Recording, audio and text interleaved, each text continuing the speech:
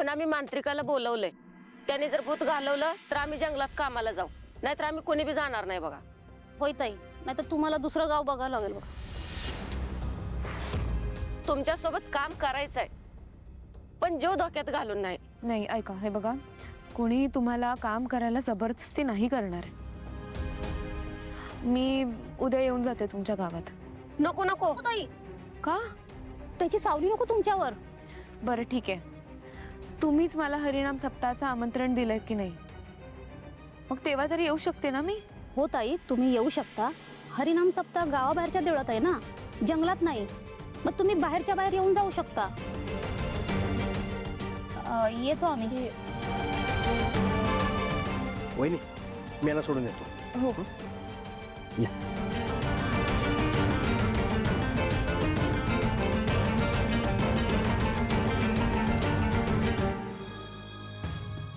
अहो, तुम्ही बबलू दादांना त्या बायकांना इथे घेऊन यायला का सांगितलं?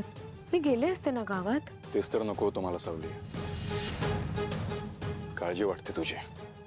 तुला एकटीला कसं जाऊ देऊ मी त्या गावात? पण मग त्या इथे येऊन तरी काय फायदा झालाय?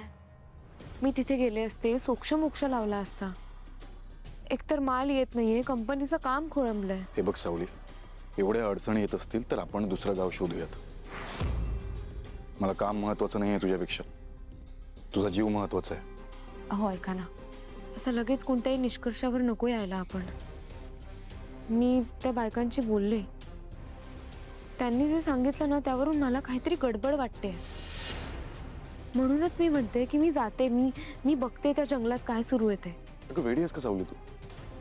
हे बघ, माझा पण या सगळ्या गोष्टींवर विश्वास नाहीये, पण उगाच विषाची परीक्षा नको.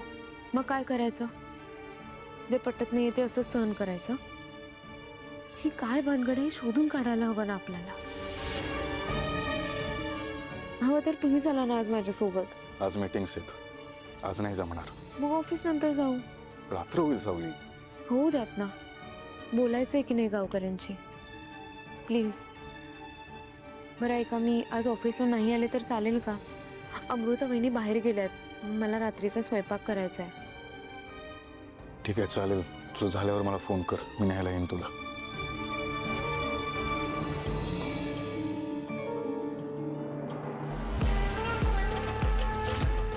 अच्छा, असं आहे तर.